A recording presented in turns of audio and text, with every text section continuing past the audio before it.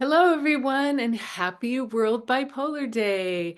I'm Debbie Schaefer, the Executive Director of International Bipolar Foundation, and I'm so thrilled to be celebrating with all of you today and our highly regarded speakers.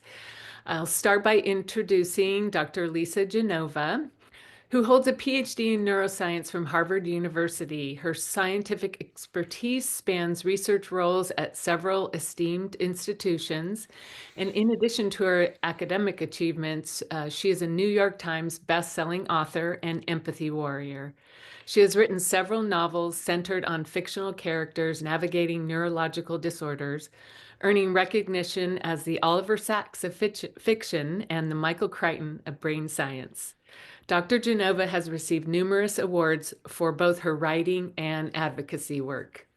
And also we have Dr. Andy Nierenberg, who is an IBPF scientific board member, professor of psychiatry at Harvard Medical School, and co-director of the Bipolar Clinic and Research Program, as well as associate director of the Depression Clinical and Research Program at Massachusetts General Hospital. He has been listed in the best doctors in America since 1994 and has received numerous accolades, awards, and recognitions for his contributions to mood disorder research and mentorship. He also leads the Bipolar Action Network, which is a collaborative learning health network made up of patients, family members, caregivers, and clinicians, where shared expertise and constant learning inform better care. Now let's get to the insightful, educational, and empathetic discussion of Dr. Genova's book, More or Less Maddy. And they will explore it through the perspectives of lived experience, scientific expertise, and professional knowledge. And a note for our newcomers, this discussion will be recorded and uploaded to our website for future viewing and sharing with those who could not join us today. A warm welcome to both of you. Yay. Thank you, Thanks so Debbie. much. It's so good to see both of you. Yes, you as well. Yeah. So Andy, I was trying to remember how I got to you. In writing, for those of you who don't know me at all, I write stories about people living with neurological diseases, disorders, conditions, now mental illness. I say anything from the neck up, because these folks tend to be ignored, feared, misunderstood, judged by the general public, by people who don't know what these things are. And for people who don't know what they are, they're not going to go read the Journal of Neuroscience or like David Miklowitz's textbook on bipolar disorder, but they might read a story, they might read a novel. And so I take my homework seriously and I do a ton of research to then tell the truth under the imagined circumstances. So I'm writing a story that I'm making up, it's fiction, but I want to make sure I've got the right information in there, that it's accurate, both to, honor the folks who live with this, and, write it with authenticity and dignity and respect.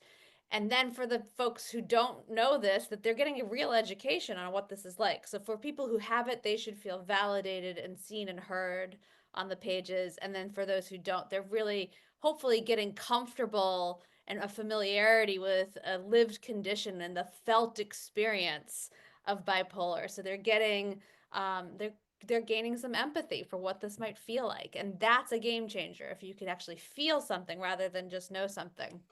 So when I was starting this book, and after I read as much as I could, my process is to always reach out to the experts, which always include the medical experts, and then also people who live with it and their loved ones. So Andy, I think you might remember, I think I got to you through Steve Hyman. Was that how I Yes, did it? yeah. Yeah, okay. So Steve Hyman was my advisor at Harvard, and he became the director of the National Institute of Mental Health. And I followed him down there for a while. And now he's at the Broad Institute and still very much cares about psychiatric illnesses. And you were the first person he said I had to go talk to. And I'm forever grateful that I did get to talk to you and get to know you.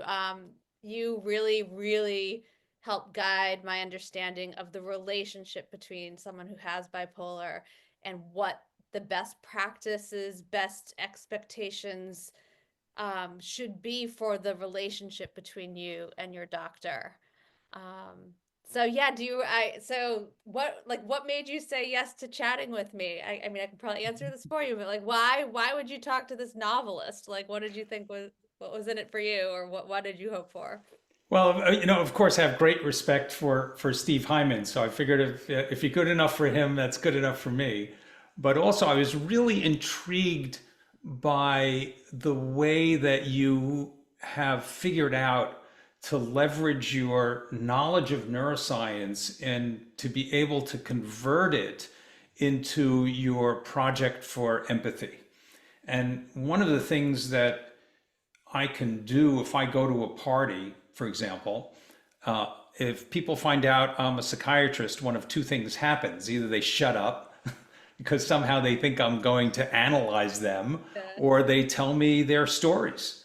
And more often than not, people tell me their stories.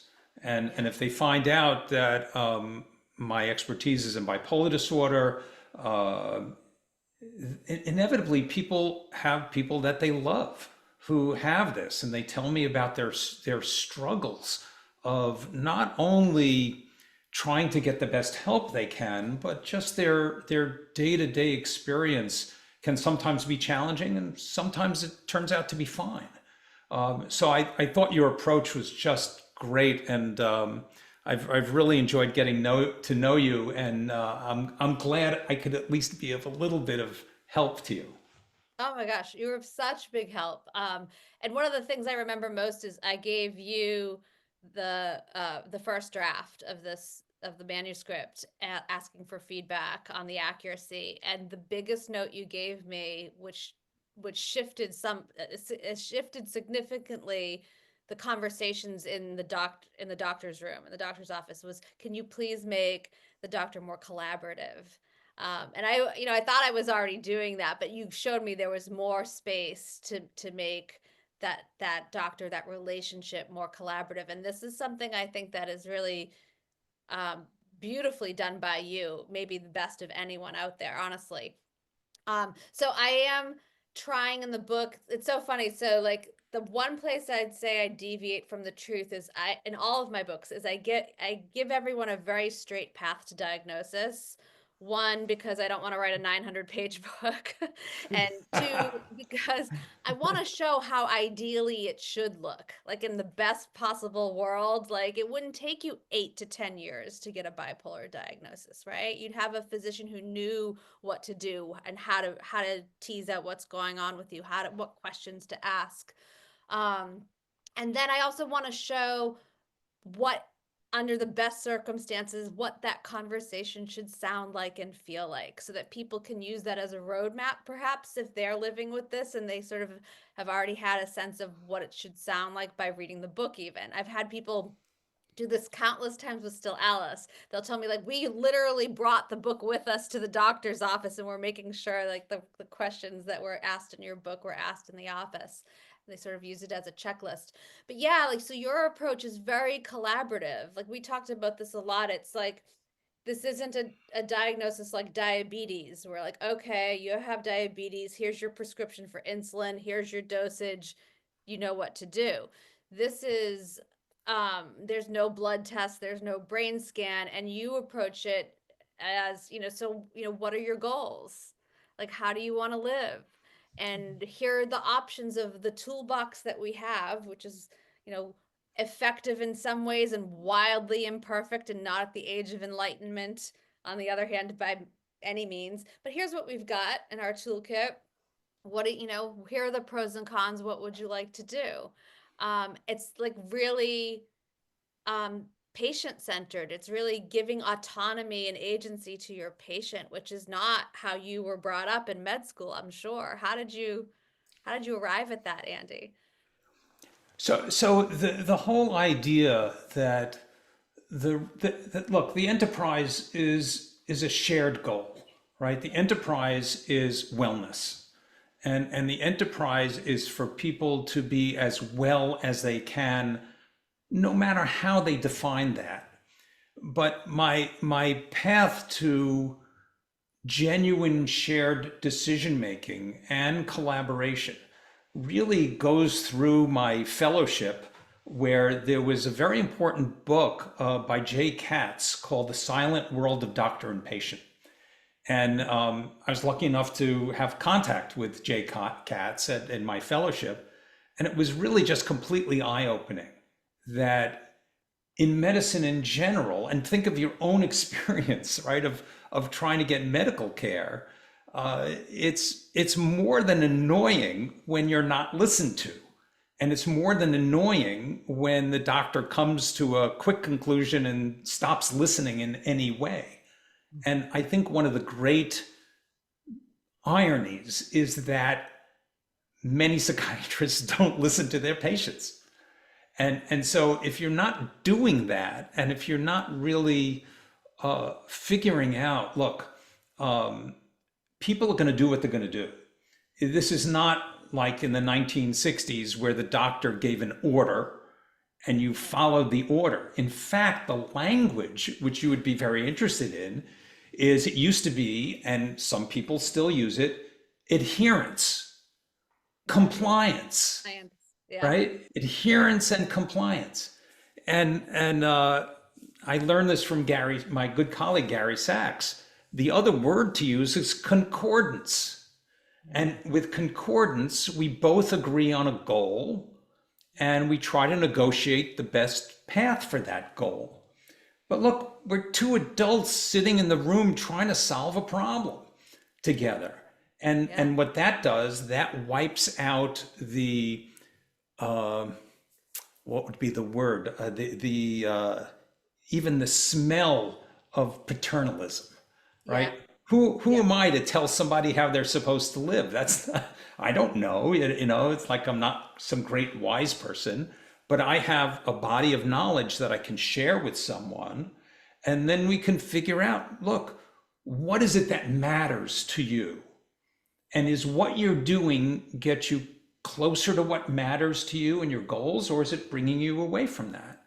And if you decide, and I've said this to patients, if you decide you do not want to take meds, don't. I'm here for you. Let's see how it works out for you. What happens? Yeah. Yeah. And which is, again, like this is, I think, unusual. I think that historically there is a very large power differential in the physician and patient relationship. And the physician says to do something, and the patient is then supposed to obey and go do it.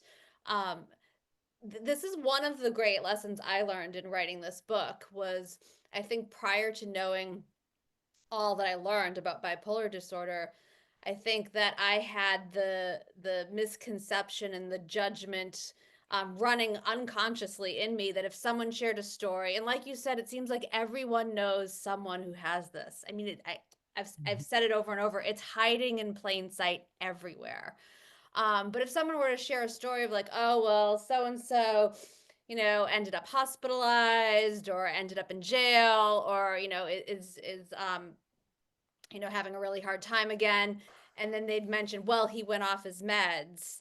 And then the assumption that would run in me was like, oh, well, then he brought it on himself. Like, oh, he should have stayed on his meds. Like, well, what are you going to do if he won't stay on his meds? There's so much judgment in there.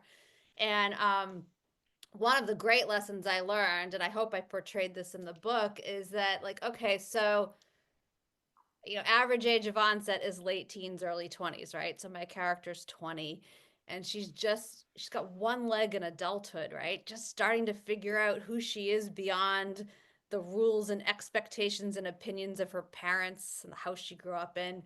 And then she has a manic episode that lands her in the hospital, and she gets this diagnosis from a doctor she's just met for the first time based on a conversation. So this is not to say that it's not a nuanced conversation that a psychiatrist can really see very clearly what this is. But if you're Maddie, if you're this 20-year-old and her mom who didn't see this coming either, you're like, wait, there's no blood test, there's no brain scan.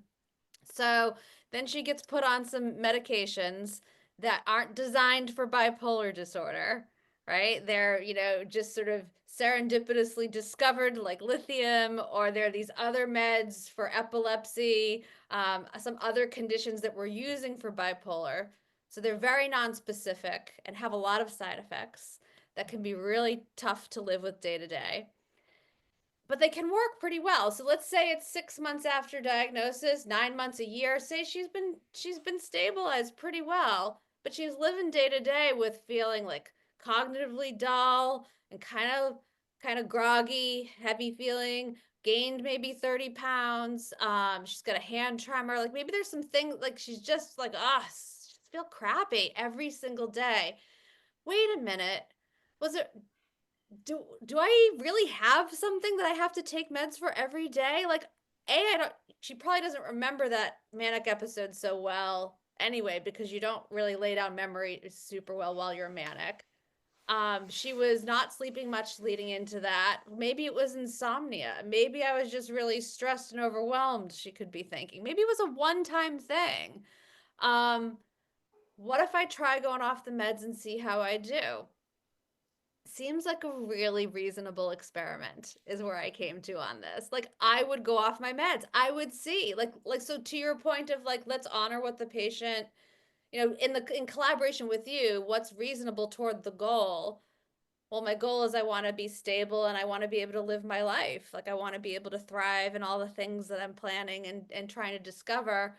I need to go through the experiment of seeing if I can do that without the medications. So I just think that it seems to make sense to me that everyone would try to go off it at least once. You're smiling, right? Because these meds are Well, so so imperfect. There's so many side effects. Like I think that you'd try it. yeah, my friend and colleague Peter Conrad from Brandeis in the mid 1980s wrote a remarkable paper called "The Meaning of Medication." Okay. And what Peter, who's a sociologist, was studying people with epilepsy, and he wanted to understand why they took and why they stopped taking their anticonvulsants. Yeah. And he found out that the reason that they would take it and the reason they would stop it was the same. They were self-regulating. So the people who took it thought it was their ticket to normality. Yes. The people who stopped taking it thought that it meant they were ill and they had been seizure free for years. Yeah. So maybe they weren't ill anymore and they didn't like the side effects, so they came off of it. Right. And so, we try to always make meaning about what's going on and try to explain what's going on. And for people who have the experience of a manic episode and then a depression and then they're okay, the longer they're okay, Yep. the more they go, do I need this anymore? Right? And they might say, look, I want to come off of this. And I would say to them, it's your decision. And this is the risk that you're taking, but I'm here for you. Right. And maybe the reason you're feeling okay is because you're on the meds. I also think that the lack of blood test, lack of brain scan, lack of like any physical proof that they've got this thing, also can lend to the sort of the vagueness of like, wait, like maybe I don't have anything. Like, so I think that can play into that decision as well. I also think that a lot of the folks I talk to, because I talked to a dozen people who have bipolar disorder and doing the research for this book. And a lot of folks will also talk about how they were also implementing lifestyle changes and they had a therapist, so they had a cognitive behavioral therapist, so they were aware of like, oh, are my thoughts running? Are they accelerating? Are my thoughts starting to race and bounce from topic to topic? Like they could catch themselves earlier, or like, oh, I'm noticing that I have like a really stressful week coming up. So A, there's the stress, and B, I'm not sleeping as much because I have to stay up late to do all these assignments. I better pay attention to that. Like, oh, I gotta work on my breathing techniques, or oh, I've got to make sure I lock down my sleep and not let it drift to like, oh, I only got 6 hours, 5 hours, 4 hours, 3 hours. Like they're paying attention to the triggers and the early warning signs and the agency that they can have over their lifestyle to, through their own behaviors, manage this in a way that can contribute to the effectiveness of those medications. So that can help as well. But then if you I, use the medications, you might lose some of the ability to stay on top of all of that. right, right. Yeah. I generally tell people that it's a really good idea to listen to your mother. Hold on, let me get my kids in here. I know, Yeah. right? Listen to your mother. What does that mean? It Yes. means there are things you should do and there are things you shouldn't do, right? So you should go out and play, meaning you should be with other people, and be social. You should get enough sleep. You should have good nutrition. You should eat well. And believe it or not, this is the latest thing, you need to brush your teeth, Yeah. right? Because you can get brain inflammation Uh-huh. from gum disease. There's a link between the health of your gums and your brain. And don't smoke, don't drink too much, and don't do drugs, right? And don't mess up your sleep if you can do that. If you can do those things, then it could really help a lot. And the other thing is, you mentioned it in passing, but the psychotherapy can be extraordinarily important for people, because it's not easy to cope with this. And then if you can have an awareness of, look, something is starting to go awry, something is starting to dysregulate, and maybe you can help, and maybe the person who's helping you can help you help yourself in that moment. Yeah. And so what's interesting to me is everything you just mentioned is true for every human being. Of course. Right. And Right. it's just like, if you have you can think of it, I think I like this because it sort of lessens the stigma and the shame of, oh, I have this thing and it's so restrictive because it means I have to pay attention to all these things, or I'm not gonna, I'm not gonna feel good. I'm gonna dysregulate. And it's like every human brain needs these things. You're just more sensitive to um you're more sensitive to loss of sleep, lack of sleep. You're more sensitive to stress if you have bipolar. But like, yeah, the listen to your mother laundry list. It's not sexy, but these things really do work. In terms of memory too. I mean, just to shout out all the data I know so well on memory and Alzheimer's, but your memory works really well when you give it 7 to 9 hours of sleep, a really healthy diet, you get up and move every day, some kind of exercise, when you play, when you connect socially with other people, your brain works best under those You, conditions. you could also tell people, look, most people are kind of like a Timex, and you're more like a Rolex. You're like a fine watch. You have to really Yes, take care of it. I like that as well. Yeah, Yeah.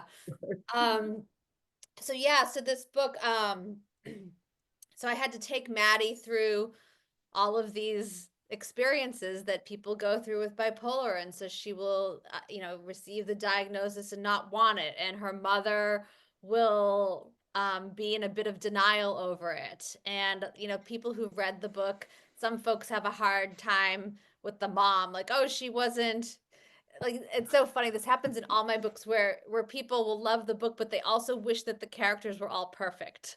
And I'm like, well, you wouldn't have loved the book if I made them all perfect. You would have been mad at me saying like, well, nobody's perfect all the time.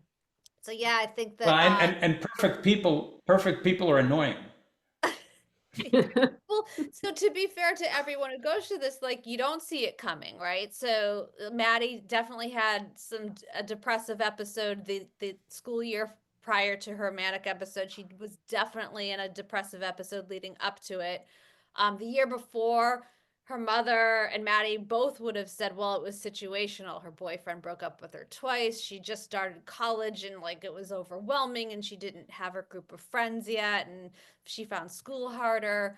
But then everything was going well. Everything's in place in her life leading into the first semester, the second year. So everything is situationally is great, but the depression is back and it's heavier and it's darker and she's having a hard time focusing on class when she has the energy to go to class. She's having a hard time getting out of bed, getting dressed. Um, but a lot of people today are familiar with depression. Mom would have said, would have even sort of blown off the depression. Oh, she's just a teenager. She's moody, right? This Right. dismissiveness of like, well, what's moody versus what's bipolar? Um, and mom also just doesn't want this to be happening to her daughter because she's very well aware of the world's judgment of someone who has this and doesn't want her daughter saddled with this. She also lived it with her first husband, Maddie's father, who left when Maddie was 4. And so Maddie doesn't really remember much of the chaos that happened with her dad. But her dad was not diagnosed, is the backstory. And just when he became manic, would one of the things Maddie remembers sort of the end result of is that their front lawn was littered with boats. So he would buy boats that he didn't really have the money for, and they didn't live on the water either. So all these boats would just be strewn across the front lawn. Um, but we got hints of him cheating on mom and gambling and so reckless behavior, risk-taking behavior when he was manic. So mom has some more fear in there, like, oh my God, this can't be happening to her. So she's in denial for longer and wants to keep it a secret from the grandmother because she thinks it will, break the grandmother's heart. She really underestimates grandma there. But yeah, the family dynamics. What's your experience in how the family is either supportive or not supportive, or just in all of your experience, like what's the wisdom to impart for family members who are new to a diagnosis of someone they love? Well, I would certainly have them turn to the International Bipolar Foundation for really great information, and the Depression Bipolar Support Alliance, so they can also get peer support through that. And I think one of the things you did really nicely in the book was you were trying to describe the mother at times as being overprotective, and trying to almost supervise her daughter who's going into adulthood, which is incredibly annoying, right, to Maddie, but she felt also that was her responsibility. And I think it's this very delicate dance of caring versus being overprotective, of letting somebody make the mistakes that they need to make, because we all do that as we're growing up, but not to make the mistakes that really could be dangerous for them. And so I think it's something that, look, we're never in balance. We always try to be in balance in the best way that we can. And I think it's just something that has to be negotiated over time. Yeah. Yeah, a lot of people talked about this, and I did put this in the book in a few places, the idea of being able to trust your full range of human emotions, both from Maddie's perspective and then from family members, right? So for Maddie herself, there there are parts of the book where she's getting really excited, like she's given an opportunity for, she's an aspiring comedian, and she's been given a gig that's a big deal to get, and she's so excited. But then her thoughts go to like, am I allowed to feel that? Like, I'm getting all Right. like anxious about like what will I use as my 10-minute set, and what am I going to wear, and oh my God, this is so exciting. Like, wait, I'm thinking really fast and I'm excited. Is that a sign of illness, or am I allowed to feel excited about good news? And then on the other end, like if she's, feeling really bummed out and upset or frustrated or anxious, again, on that, oh, is this a sign of a depression coming? Am I allowed to feel sad? So how do I trust my own range of human emotions now? And then from the outside looking in too, mom's observing her sister Emily. They're all well-meaning, but when they see Maddie acting, like when Maddie with her sister Emily, and Emily catches her, she's had some drinks because she just like Maddie's had some drinks to celebrate some really good news. And she's like, you're not supposed to be drinking. You agreed not to drink because we don't want you stimulating or depressing your mood one way or the other. You promised. And so, yeah, they don't trust her either. And that's going to be a really hard thing for families to dance through, right? To figure out, like, how do we know what's real? Like, I have Maddie deal with that a lot too. Like, Yeah. what's real and what's a sign of trouble? Right. Yeah. Right. Yeah. Yeah. I was curious, you know, for all the people you spoke to and started to really learn about the reality of people living with bipolar disorder, I was curious about what surprised you the most. Oh, that's such a good question. Um, I I definitely was I how difficult it is to stay on the meds. I wouldn't say I was surprised by it, but like really understanding how tough it is at times to stay on them gave me the appreciation of like, oh, that makes sense that people would go off them, rather than me thinking like my previous notion was like people were rebelling and being careless by going off them, or it was almost a sign of the illness itself that they would go off them, like this like impulsiveness. um but it seems like no, that seems like a reasonable rational thing to do at some point. um, I think that the extent of the manias, although that's, portrayed maybe like to hyperbole um in TV shows and movies that are the ones that are out there, um, just under like really getting into how, oh, the regret and the shame and the like this didn't represent what I would have wanted to do at all. Like how it just got into like, oh, the heartache of imagine me doing something against my like own Mhm. rational will. Like I wouldn't want to blow up my life right now. And yet if I had this and I escalated into mania, I would do things that could ruin relationships and, maybe end my publishing, my writing career. Maybe I end my relationship with my publisher, or maybe I do something that my children can't forgive. Like it just like just listening to people share um the like the very vulnerable aftermath of what they lived through in the manias. I just felt really it wasn't surprised, I guess. It was just I'm honored that someone would share these moments with me, because it really gave the humanity of, I guess when it's portrayed in movies and what I've seen, it seems like there's it's just a little too, it's too dramatic in terms of like, well, the humanity of it isn't there, right? Like the humanity of the Right, aftermath. right, yeah. And then how do you rebuild from there? And then to know that they might go back to that state at some point, right? It's just like it's scary. So yeah, like really living it with the people who shared it with me was something I wasn't prepared for, I guess. Ah, okay. Yeah. And how did you come to understand or think about from your PhD hat, um, what is mania?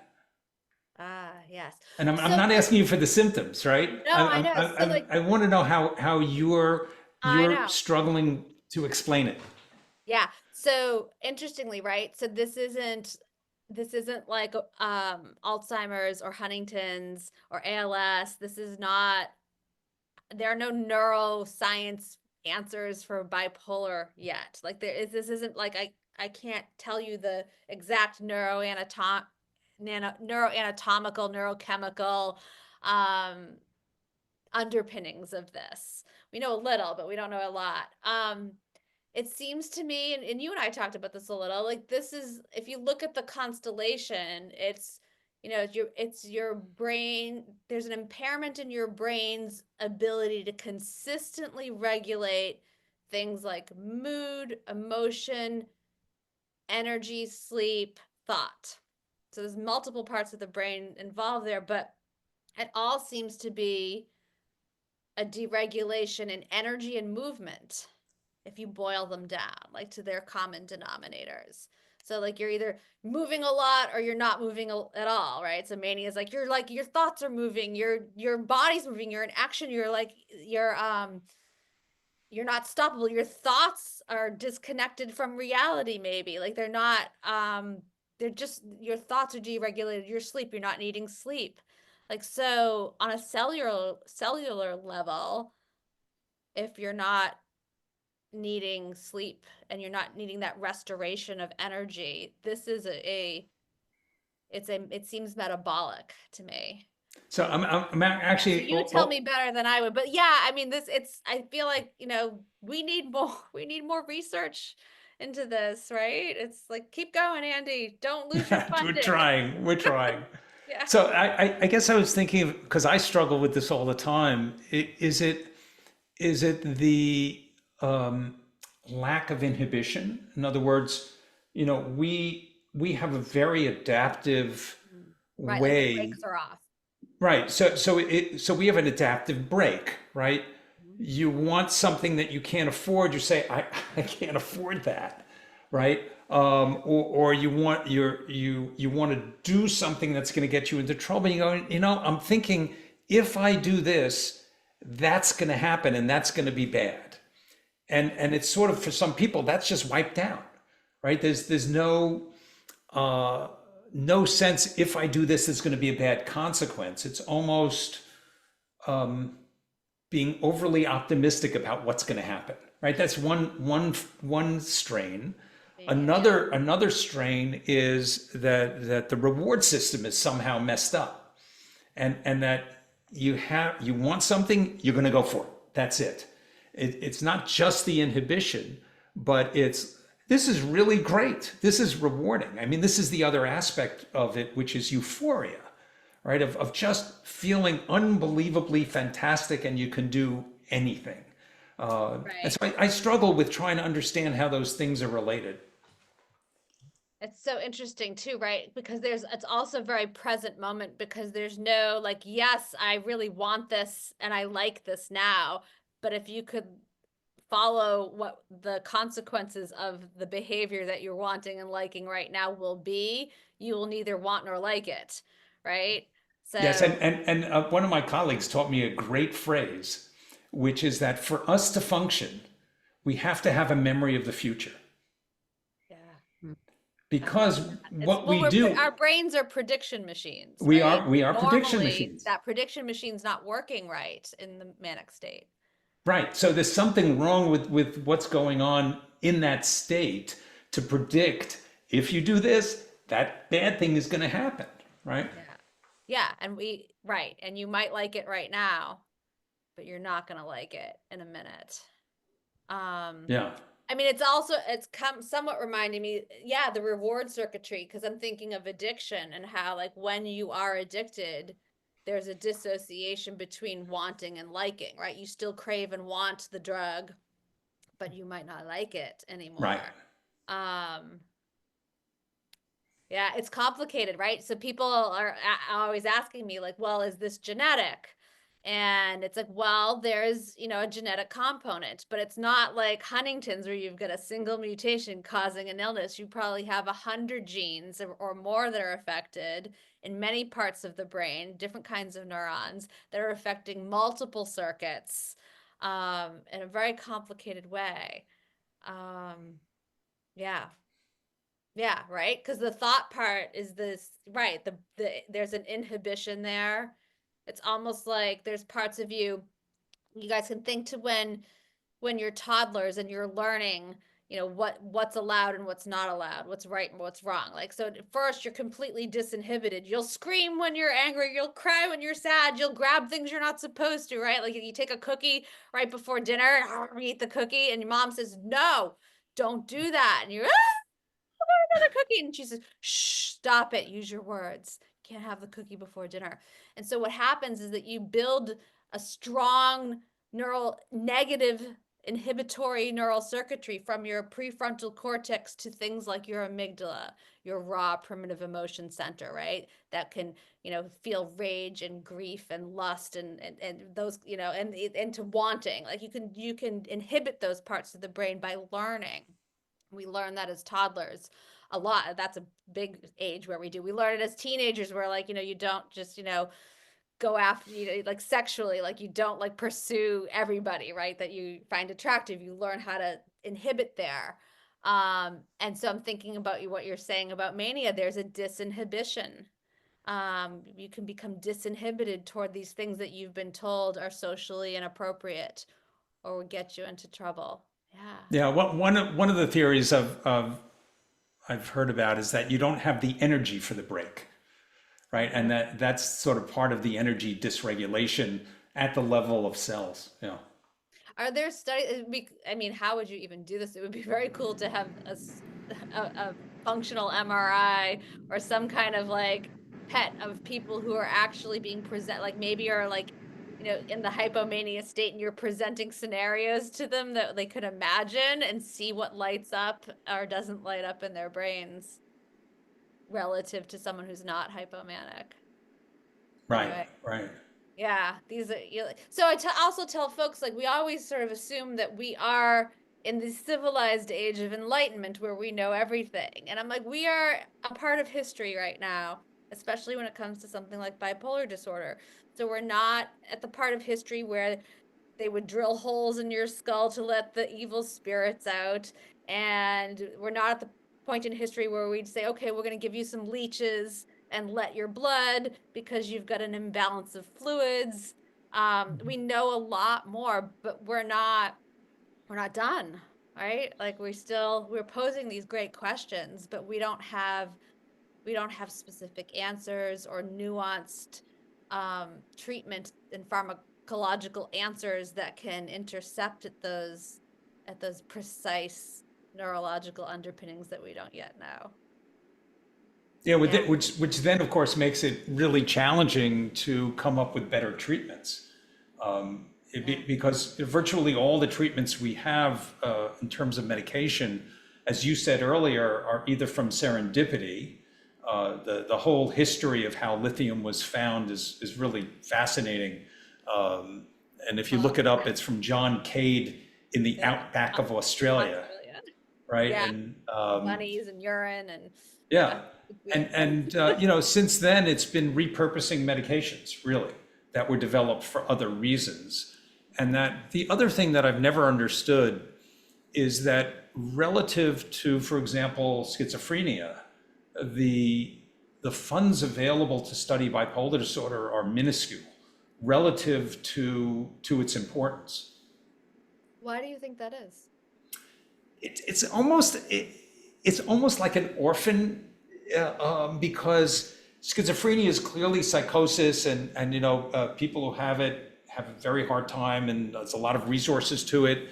People who are depressed, and like people who have bipolar disorder, it's like, well, you can have a little bit of psychosis, hallucinations, delusions, you have depression, you have this unique thing that's really only in bipolar disorder, which is mania.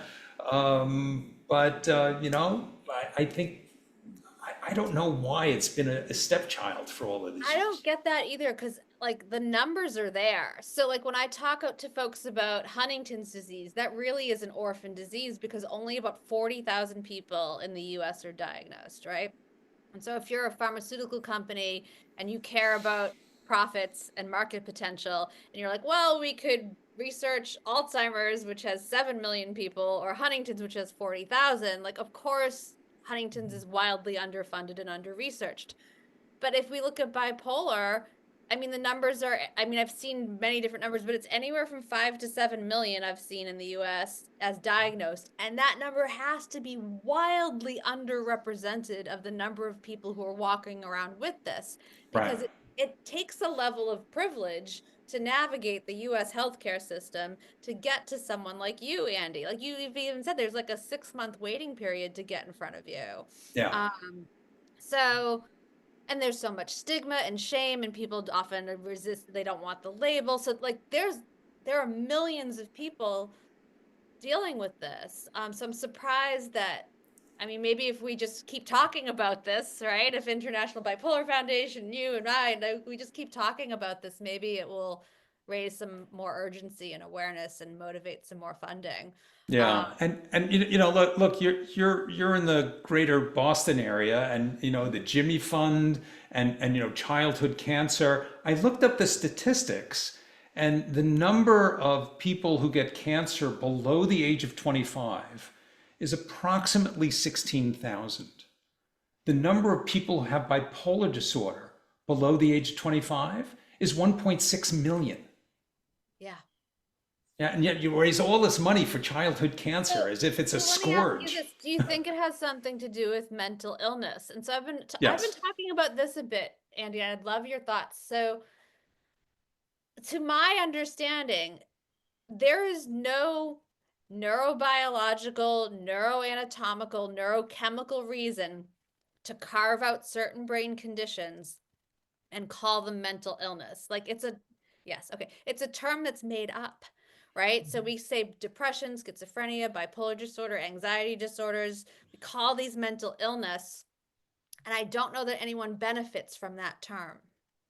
I think that people hear, like, while there's a level of fear and stigma attached to any brain condition, I think people are afraid of it. Like, oh, I'm not quite sure what's going on with you, or that feels really scary. I might look away.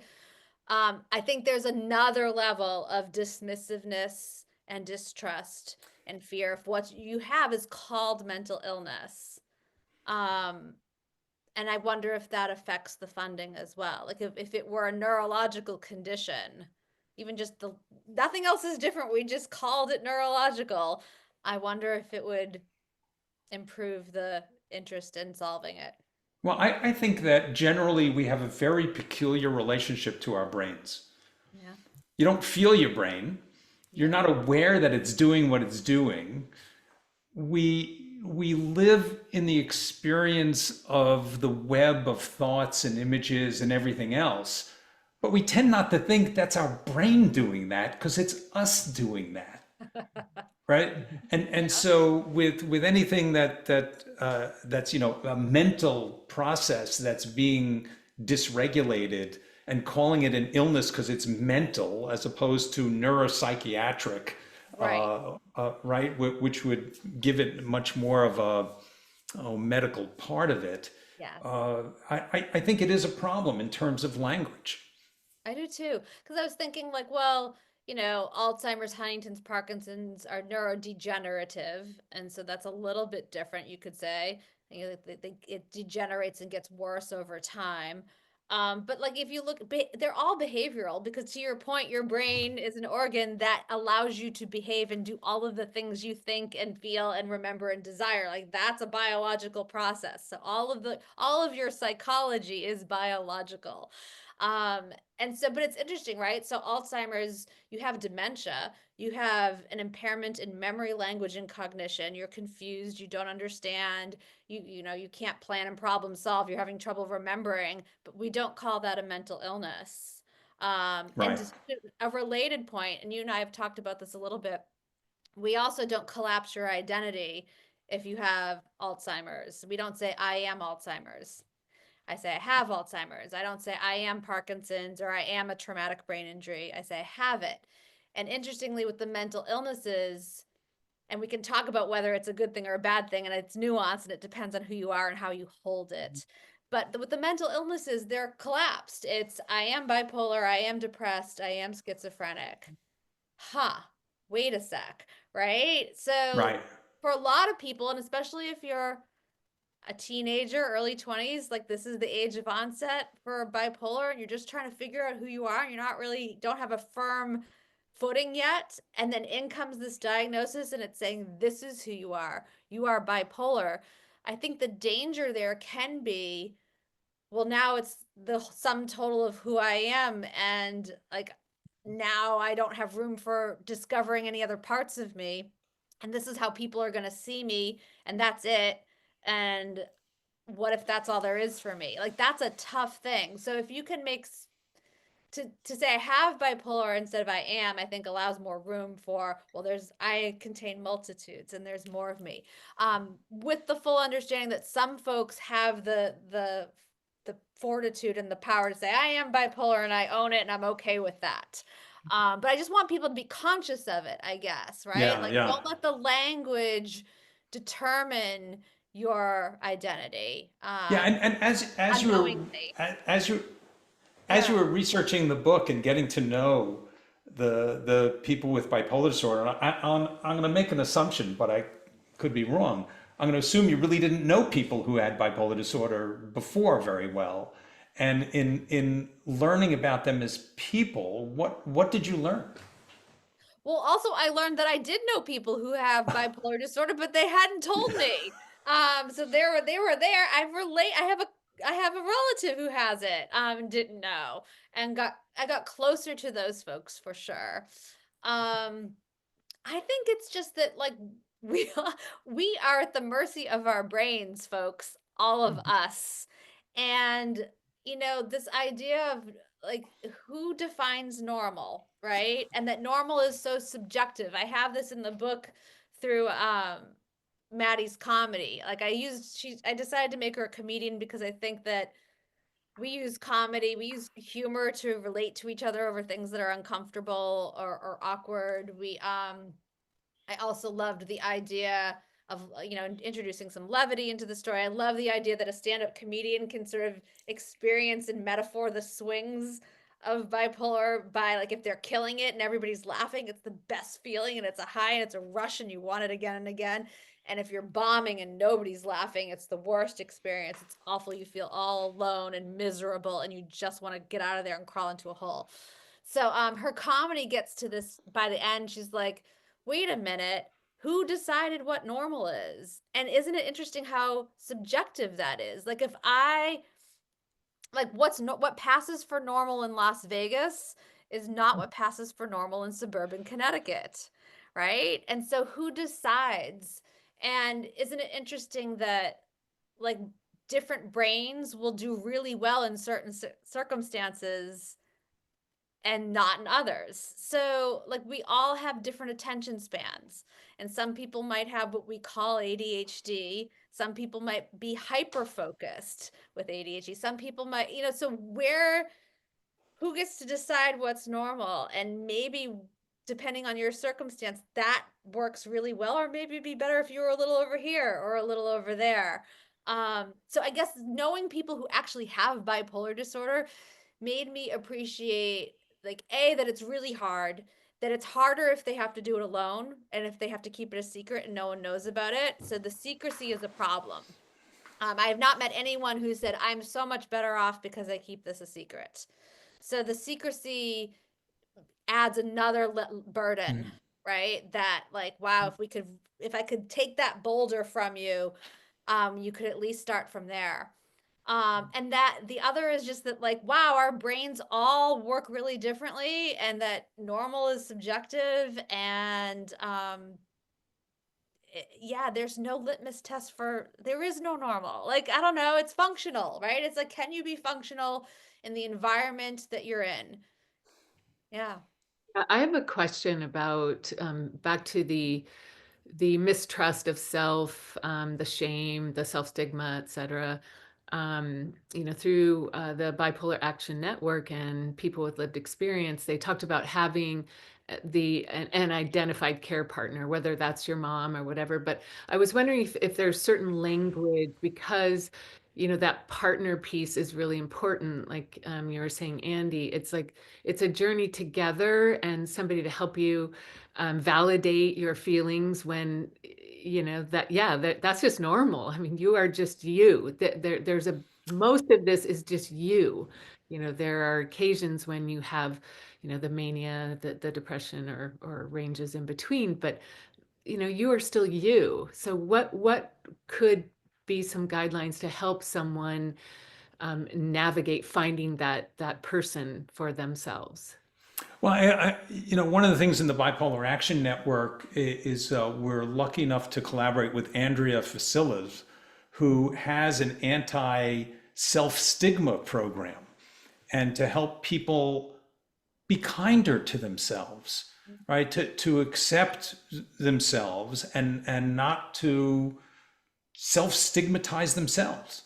And I think that sort of a approach can really help a lot.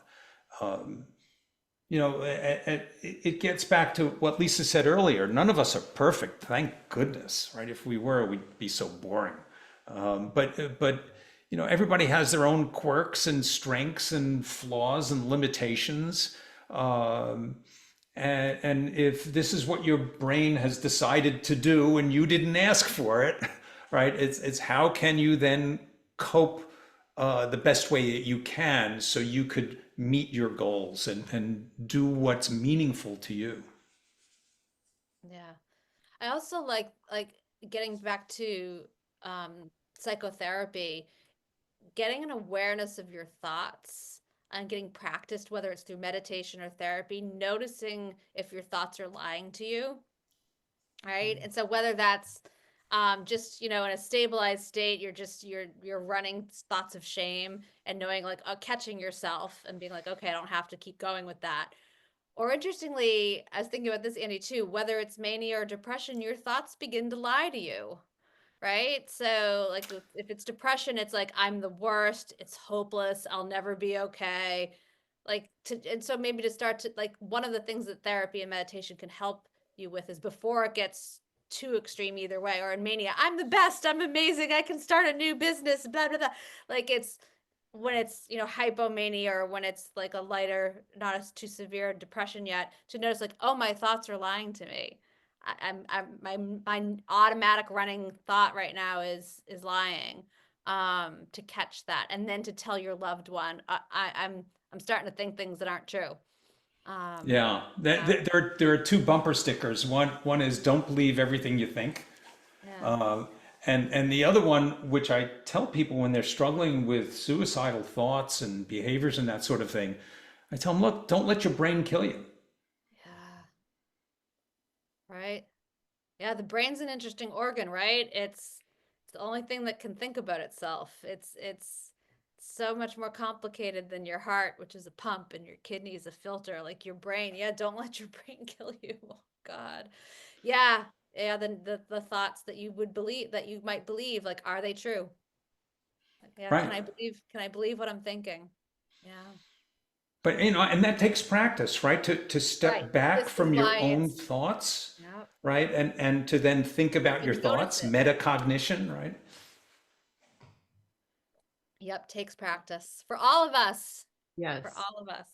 Is there perhaps, for your care partner, when they do see signs of hypomania, is there some good language or something that you can say to them, or is that specific to an individual to perhaps, I don't, can you stop? Can you stop the hypomania? Can you, Well, um, I think that there are two things that the person can share, which is this is, in a non-judgmental way. This is non-judgmental way. This is what I've observed, and this is what I'm worried about, Mhm. right? And that's what you can share with them. Okay. Yeah, I just did an event last week with Paul English here in Oh Boston. yeah, I know Paul. He runs the Bipolar Social Club. You know Paul too. Yeah, he's Yes, out there. yes. He talked about having, a certain number of people in your village who you've agreed upon ahead of time, right? Like, okay, we're gonna all agree, if I start behaving in this way, if I start saying these things, if you notice these things, then you're allowed to raise your hand and say, hey, Paul, I'm seeing this. We agreed you're gonna do you're gonna do the following. You're gonna believe it, and then dial back, or we're allowed to contact your doctor and adjust things. So I Mhm. think having an agreed upon contract ahead of time with people who are Mhm. your care partners. What Andy, as a psychiatrist, what would you, how would somebody reach out to someone if they're afraid? Like, how do they identify those people if they, are having this self-shame? You mean the person Like who's exposing, I have bipolar disorder. You're my really good friend. I've never told you. Will you be my trusted person? How can somebody, break out of that inability to reach out? Yeah, I don't think I have any universal answer to that question because it's going to be an individual with the relationship that they have. But it reminds me of what Lisa said earlier, that she has a relative with bipolar disorder. She had no idea, right? Right. And yet, when the other thing that Lisa said is, she'd like to remove that boulder from that they're carrying, Right. and it can be freeing, right? That people will be supportive and empathic, and will try to be helpful. Excellent.